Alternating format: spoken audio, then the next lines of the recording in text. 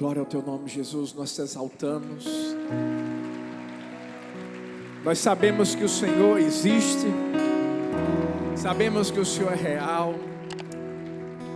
Nós queremos em ti, Senhor. Deus é mais real do que o ar que a gente respira, do que a própria vida. E sabe o que mais alegra o meu coração? É que Ele está voltando. Jesus está voltando. E quando as portas se fecharem,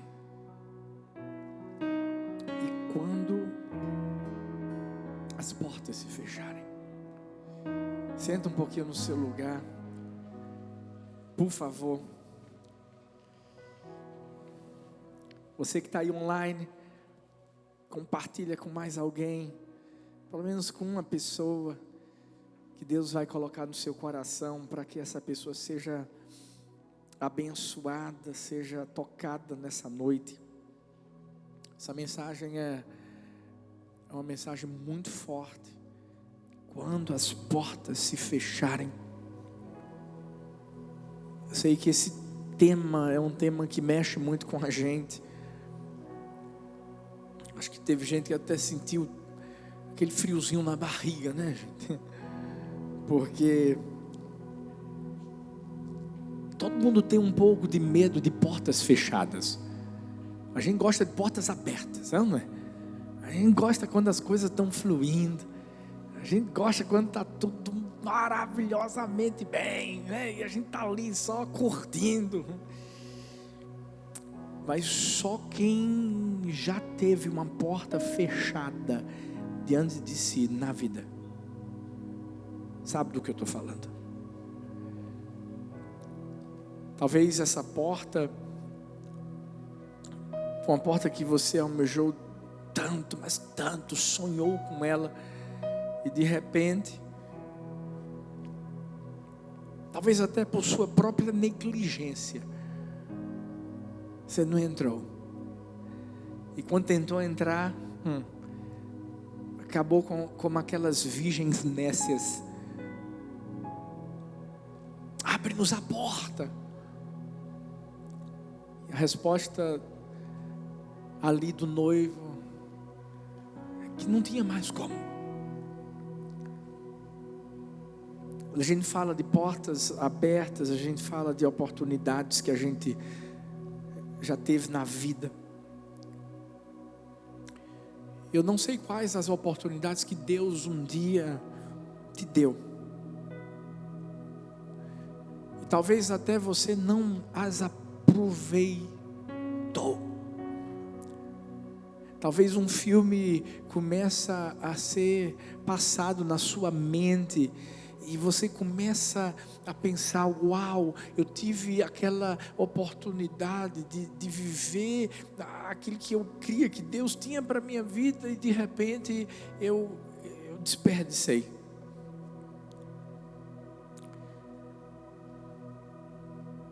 H. Jackson Brown disse que nada é mais caro do que uma oportunidade perdida. Até porque toda oportunidade perdida é uma chance que pode ser desperdiçada para sempre. E o pior de tudo é que na oportunidade perdida, nós somos os culpados. Você sabia que existem portas que não são Deus que fecha? Sou eu. Somos nós. Você lembra de Jonas?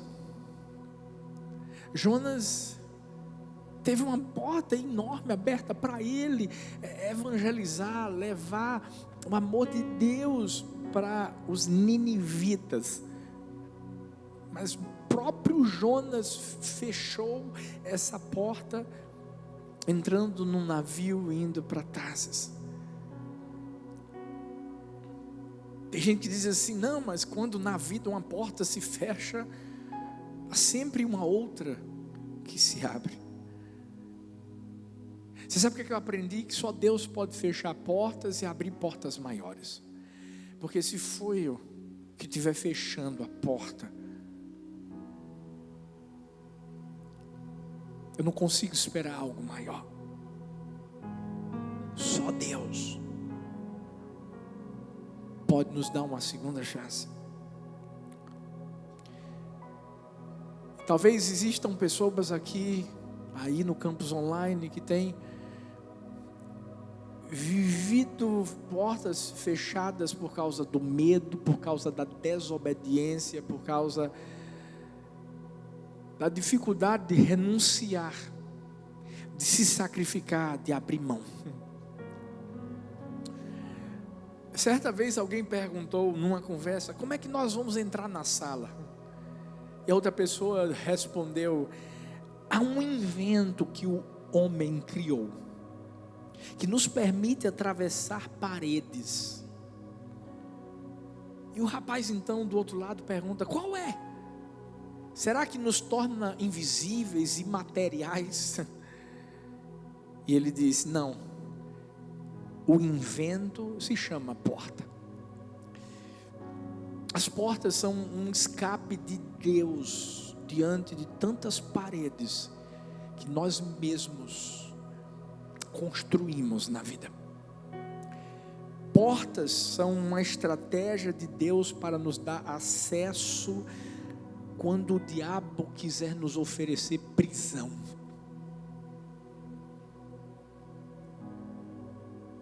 O que nós temos que guardar dentro do nosso coração é que Deus é o dono de todas as portas com chaves,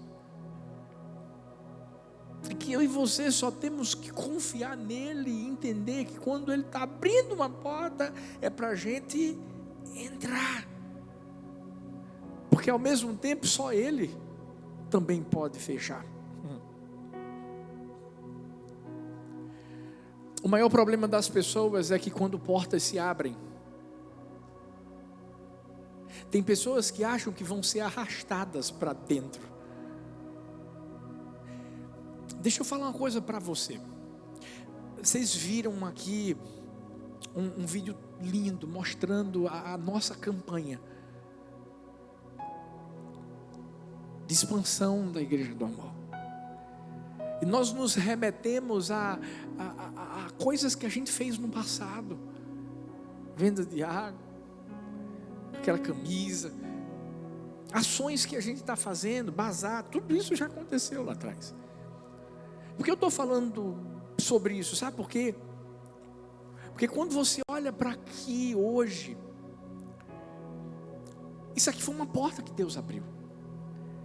Mas sabe o que a gente fez?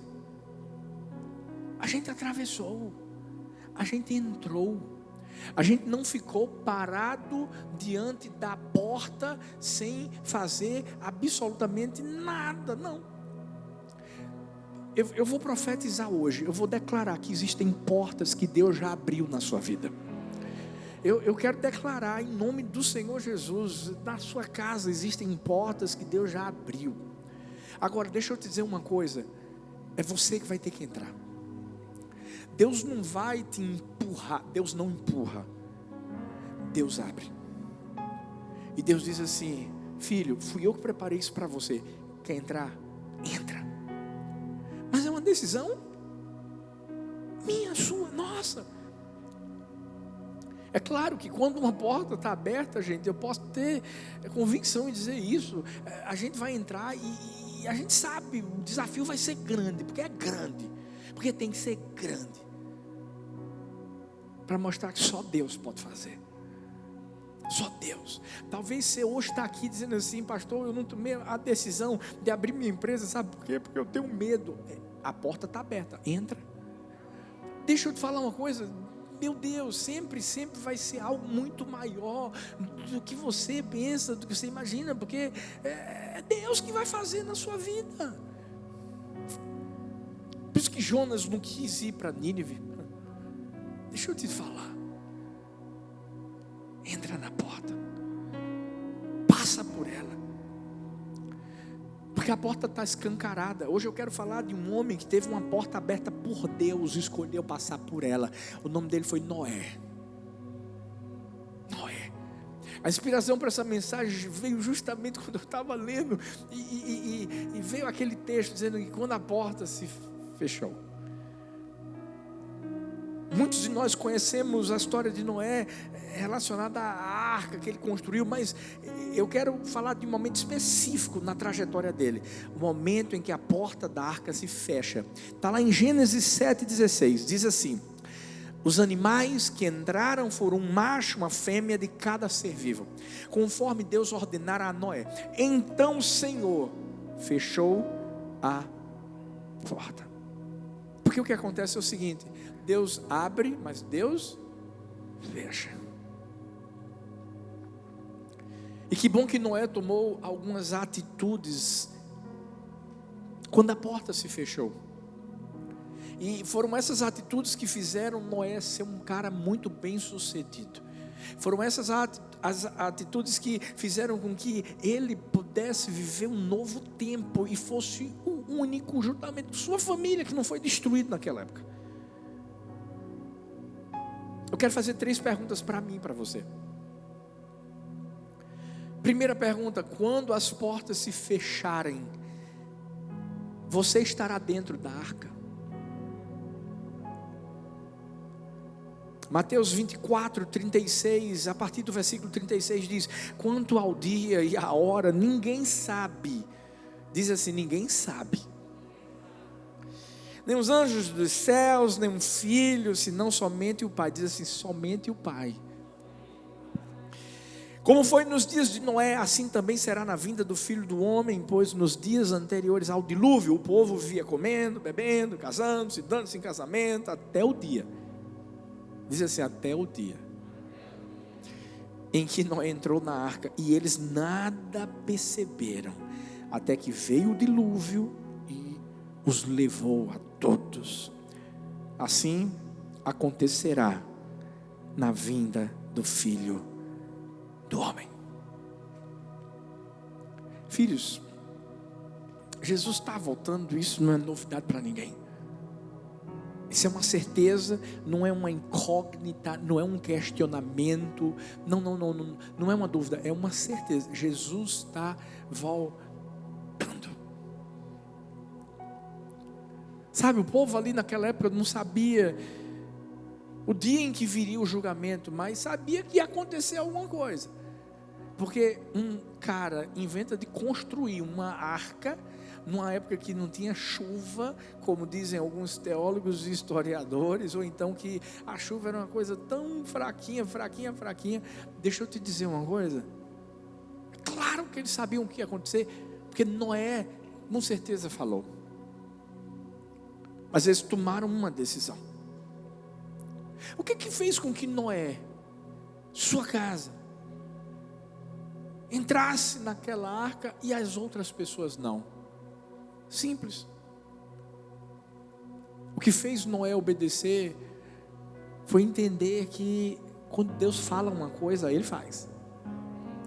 Agora, e as outras pessoas, pastor, por que não entraram? Por causa do pecado. Por causa de quê? Por causa do pecado. Eu aprendi na vida que a vida tenta nos oferecer coisas boas, mas Deus só oferece o melhor. O texto fala que eles casavam, se davam em casamento, que eles comiam, que bebiam. E não estou falando que isso é errado não, gente. A Bíblia não está dizendo que se casar é errado, que comer é errado. Não. Mas a Bíblia está mostrando que havia uma motivação errada no coração deles. O coração deles estava nisso. O coração daquelas pessoas estava nas coisas do mundo, nas coisas que eram efêmeras, nas coisas que eram passageiras. E eu vou dizer uma coisa: tudo é passageiro. Vou repetir: tudo é passageiro. Pensa no que você tem. Pensa numa coisa massa que você tem. É passageiro. Se tivesse algum carro ali estacionado na madrugada, de ontem para hoje, passageiro, ia acabar com tudo. Tudo é passageiro. Não estou dizendo que a gente não pode ter as coisas, pode ter tudo, porque Deus dá o melhor. Mas deixa eu te dizer uma coisa: quando a gente morrer não leva nada. E é isso que a gente tem que entender. Quando a nossa motivação está no Senhor, ei, a gente vive para Deus de verdade.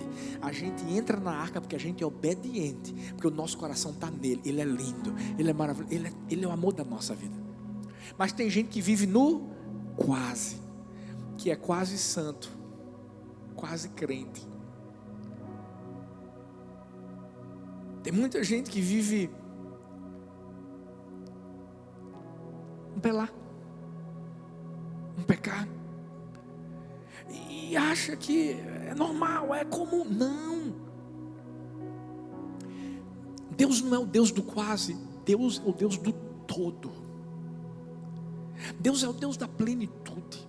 A Bíblia diz que Deus salva a gente perfeitamente, totalmente. Deus não salva pela metade. Deus não faz com que uma promessa se cumpra pela metade. Deus, quando fala, faz acontecer do jeitinho que Ele falou. Mas tem muitas pessoas que querem viver no quase, porque querem viver na desobediência. Você acha que Noé não tinha escolha de dizer assim: não, eu vou viver como o povo está vivendo. Eu vou viver nos prazeres do mundo, eu vou viver aqui com a população, com a maioria. Não, ele escolheu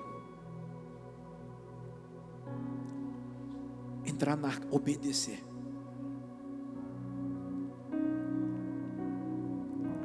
A Bíblia diz em Gênesis 7:5: fez Noé conforme a tudo que o Senhor lhe ordenara. Conforme a tudo. Não foi a quase, foi a tudo. Noé não fez parcialmente o que Deus pediu, ou quase tudo. Não fez tudo. E tem muita gente que não tem a coragem de fazer o que Noé fez, jogar tudo para o alto. E dizer assim: eu entro na arca. Esses dias minha filhota Anne, vocês conhecem Anne, levita aqui da Igreja do Amor, ela colocou nas redes sociais dela um vídeo mostrando quem ela era e quem ela é hoje. Bonde do forró, ex-vocalista de uma banda que era bem famosa, né? Nem sabia. Já foi para Hebe, já foi para Faustão, foi para um bocado de gente famosa. Uns vídeos chegando de helicóptero, bem famosinha. Até que um dia ela percebeu que era o quase. Ela percebeu que aquilo ali não alimentava o coração dela. Sabe o que ela fez? Pum, jogou tudo pro alto e disse assim: vou seguir Jesus, eu vou amar Jesus. E sabe o que ela fez? Ela não ficou um pé lá, outro cara. Não. Ela disse assim: se for para louvar, vou louvar a Deus. E começou. Sabe, ela não perdeu não, gente. Ganhou. Sabe por quê? Porque ela sabe o tesouro que ela tem em Jesus. Entra na arca. Ela entrou na arca, ela obedeceu, ela fez tudo. Como Noé também fez tudo. Porque não adianta você construir uma grande arca para Deus e não entrar na arca com Deus. Não. Quando a porta se fechar, você vai estar dentro da arca. Para estar na arca, tem que obedecer. Tem que entregar tudo, coração, a vida. E reconhecer que se você tem um tesouro, esse tesouro está dentro de você. Não está do lado de fora. Está aqui dentro. Noé só viveu o que viveu porque Noé entendeu isso, entrou na arca, obedeceu totalmente para viver o que Deus tinha para ele. Eu vi a história de evangelista, era um amigo de um missionário veterano da China. E a história conta que esse missionário, cerca de 20 anos atrás, ele decidiu ir para um local povoado. Na verdade, ele queria evangelizar, ele queria obedecer a Deus, cumprir o chamado. E ele foi até um distrito que não era muito conhecido na China. E você sabe que a China é um país que é contra os princípios cristãos. Ele sabia os riscos e perigos que ele viveria. E ele estava caminhando nessa estrada e pediu informação a uma pessoa, né, onde é que fica esse local, essa aldeia. E quando o homem ouviu, o homem disse assim: não, essa aldeia, não vá não. O pessoal dessa aldeia, o nome da aldeia era Té-Omen. Eles são conhecidos por matar os estrangeiros, por lançar as pessoas nos rios para ficarem com as bagagens, com os pertences. Não vá lá não. E lá dentro do coração desse evangelista que entendia que tinha que obedecer totalmente, ele pensou assim: uau, essa aldeia tem que ser verdadeiramente terrível. Mas é justamente por ser verdadeiramente terrível que ela merece alguém ir para levar o evangelho, para poder levar a salvação. E esse homem foi. Quando chegou lá, havia um ambiente, ele procurou algum lugar para poder tentar levar a palavra. E ele encontrou um local que era um ponto de droga. E ele se colocou perto das pessoas e ele começou a falar da palavra de Jesus. E de repente uma pessoa o interrompe e diz assim: ei, você tem algum livro aí que fale dessa doutrina que você está falando aí, trazendo para a gente? Eu me interesso por isso. Ele tinha a Bíblia. Aquele homem pegou a Bíblia. E o missionário saiu daquela cidade, daquela aldeia. O tempo passou. E de repente, alguns outros missionários decidiram voltar lá para ver como é que estava. Preocupados, pensando: será que teve algum progresso? Será que as pessoas ainda, querem Jesus? E quando chegaram lá, foram recebidas por um homem que disse assim: vocês podem ficar aqui comigo. Existem pessoas que querem ouvir o evangelho, a palavra. Porque um dia um evangelista veio aqui. E essa Bíblia eu li. Jesus mudou minha vida e começou a mudar a vida de um bocado de gente aqui na aldeia. Por causa da obediência total de uma pessoa, uma aldeia foi alcançada. Você já parou para pensar o que é que Deus pode fazer comigo e com você quando a gente obedece totalmente?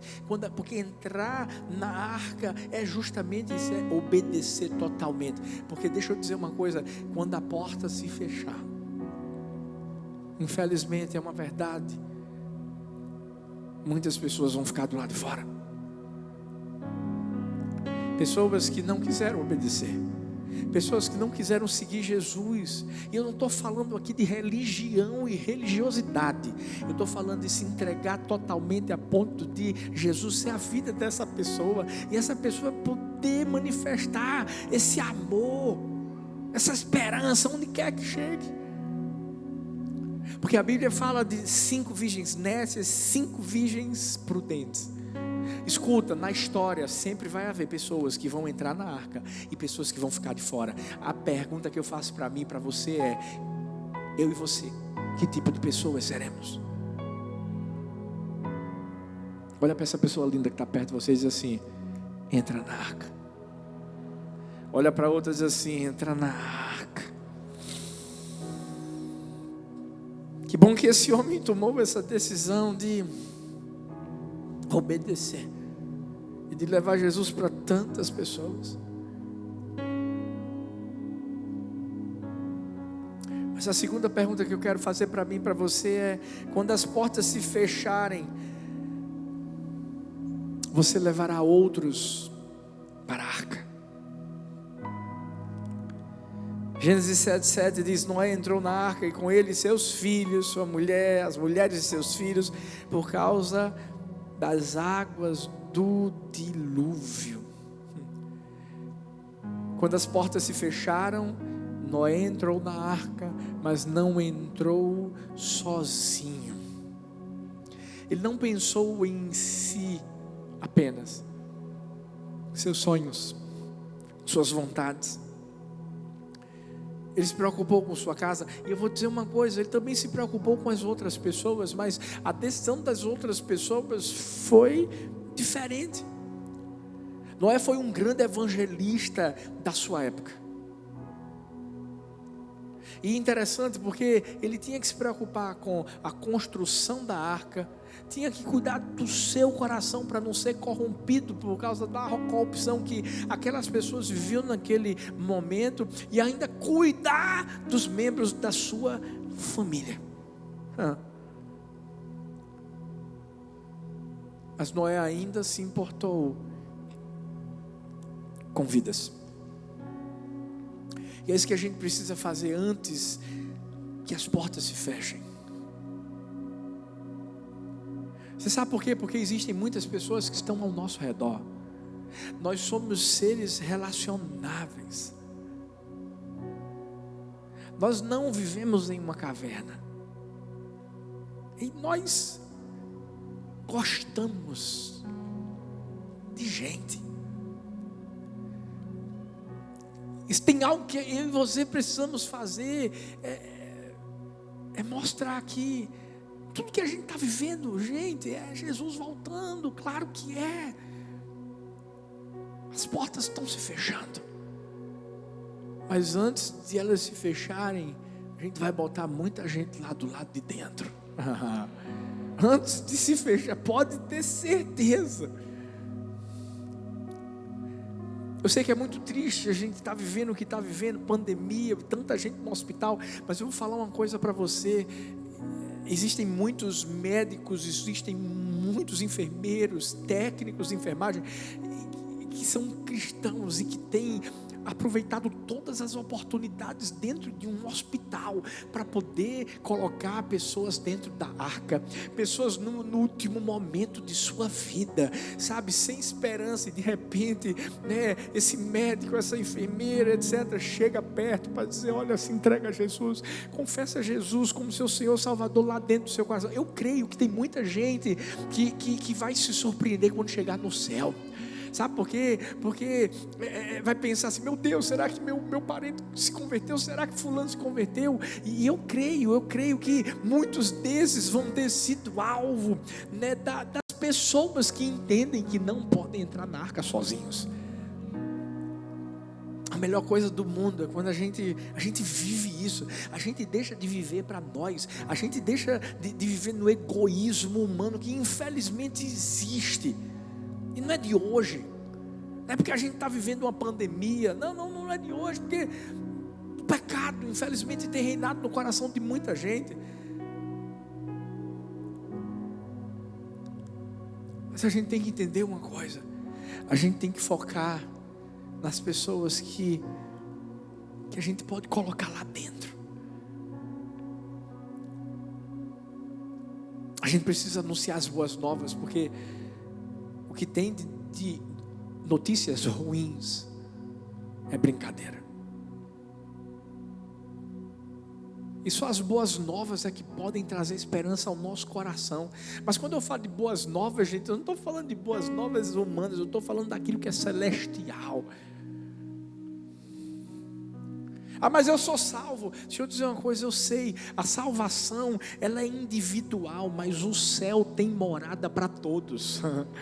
Porque Deus disse que ia preparar lugar a gente. E a Bíblia ainda diz assim, que há muitas moradas. Tem lugar para mim, tem lugar para você, tem lugar para nossa família, tem lugar para o pessoal que trabalha com a gente, tem lugar para o pessoal que estuda com a gente, tem lugar para o vizinho, mesmo sendo aquele vizinho abençoado, mas tem para ele também, em nome de Jesus. Até para a sogra tem.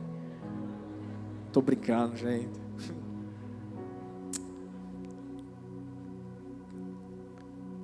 Quando as portas se fecharem, quem vai estar com você dentro da arca? Sabe, quando as portas se fecharem, quem é que você vai ter alcançado? Quem você evangelizou? Quais as sementes que você plantou? Não queira entrar na arca sozinho. Porque um sonho sonhado sozinho é bom, mas um sonho sonhado em conjunto é ainda melhor. Eu gosto do que Spurgeon falou. E pense em algo que marca meu coração. Preste atenção. Ele disse assim: se os pecadores serão condenados, que eles o sejam pelo menos, passando por cima de nossos corpos. Se os pecadores hão de perecer, que eles o façam, pelo menos tendo os nossos braços a agarrar-lhes os joelhos, implorando que fiquem. Se o inferno tem que ser cheio, que o seja pelo menos contra o vigor de nossos esforços, e não permitamos que ninguém vá para o inferno sem que o tenhamos advertido e por ele tenhamos orado. A gente tem que chegar para o diabo e dizer assim: você está querendo levar essa pessoa para o inferno, vai ter que passar por cima de mim primeiro. E como não é eu e não é você, não somos nós que vivemos, é Jesus que vive, a gente sempre vence o diabo em nome de Jesus. Para de abrir mão da sua casa, em nome de Jesus. Não abra mão da sua família. Sabe, para de abrir mão de pessoas que para você são pessoas que não tem como serem alcançadas. E deixa a esperança brotar dentro do seu coração em relação a essa pessoa. Ei, tem jeito para ela? Tem. Mas somos nós que temos que mostrar o caminho.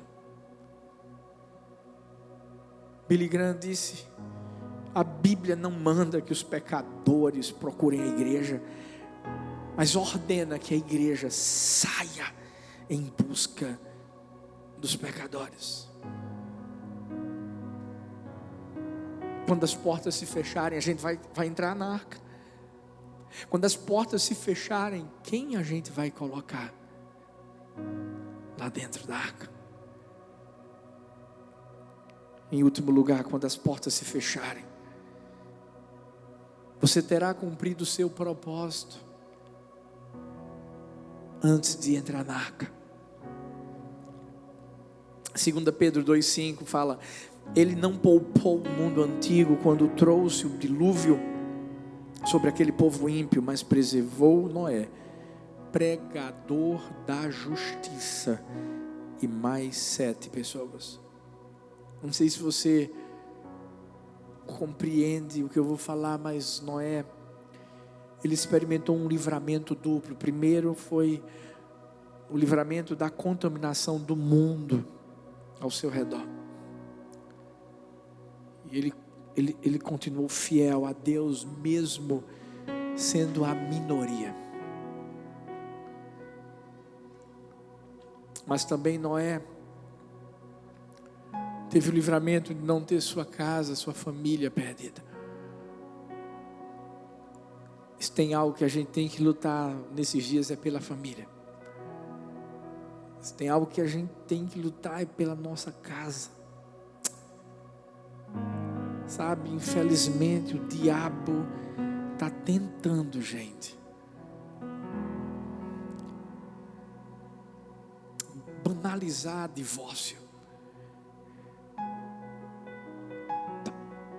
normalizar o divórcio. Sabe, o diabo está tentando fazer com que separação seja algo. O diabo está tentando trazer confusão, intriga, divisão, contenda na família, tirar a paz. Mas sabe, Deus quer que a gente cumpra o propósito. Por isso que Noé pregou a justiça para o lado de fora, mas também para o lado de dentro.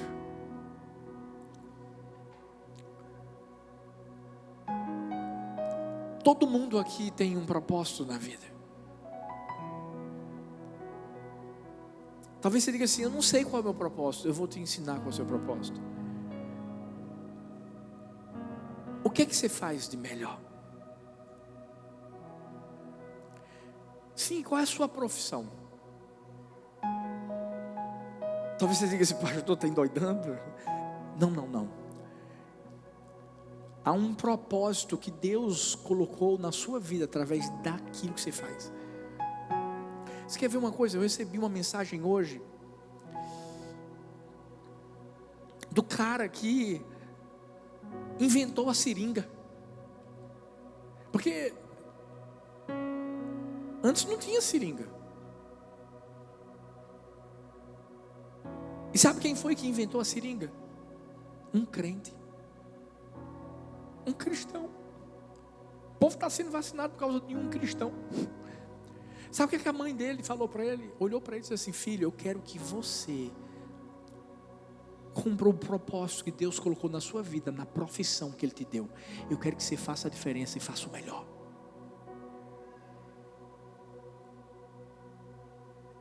Ele, quando inventou a seringa, foi porque ele começou a pensar na abelha que picava. Sabe, no rabinho da abelha? Só quem já foi picado por abelha sabe do que eu estou falando, né? Glória a Deus que não foi muita gente. E ele fez a seringa, que tinha que ser térmica, que tinha que ser tudo aquele negócio. Ei, um cristão que entendeu que através da profissão dele, ele cumpriria o propósito. Escuta, o que é que você faz de melhor na vida? É o propósito.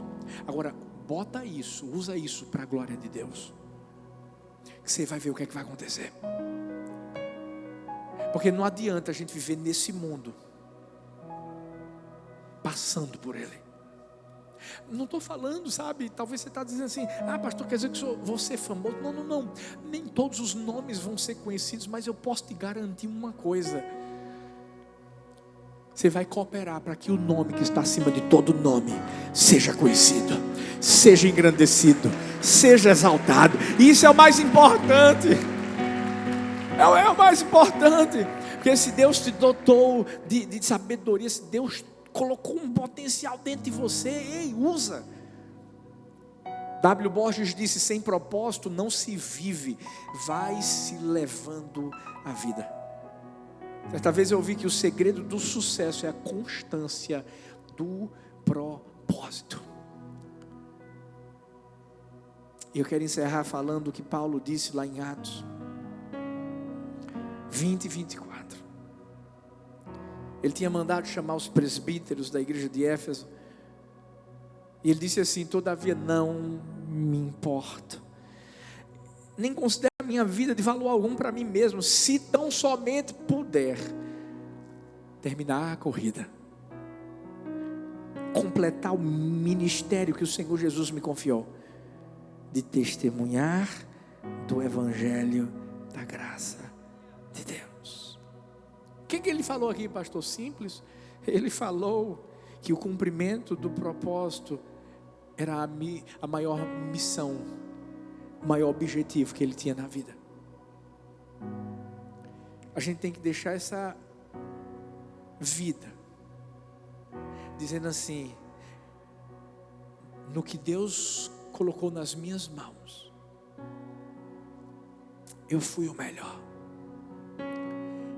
Eu mudei a vida das pessoas, eu impactei o coração das pessoas, eu levei Jesus para elas de alguma forma.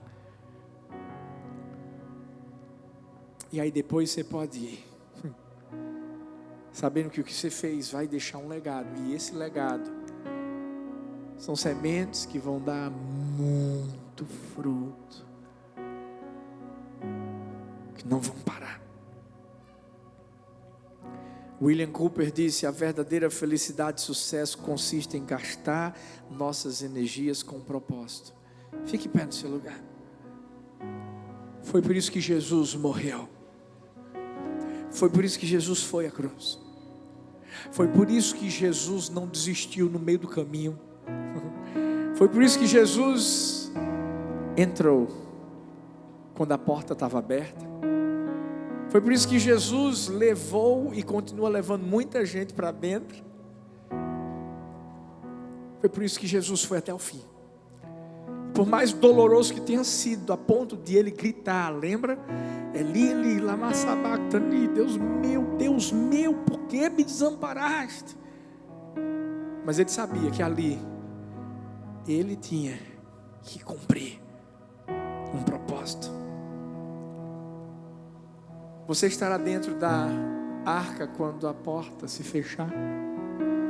Você levará outros para a arca. Você terá cumprido o seu propósito antes de entrar na arca. Porque quando a porta se fechar, se a gente estiver do outro lado, não tem como entrar mais. As nécias virgens gritavam: abre-nos a porta. Não dava mais. A Bíblia diz que muitos vão gritar: Senhor, Senhor, em teu nome eu curei enfermos, em teu nome eu expulsei demônios, Senhor. E Jesus vai dizer assim: eu não te conheço, afastai-vos de mim, vocês que praticam a iniquidade, vocês que não obedeceram totalmente, vocês que viveram do quase.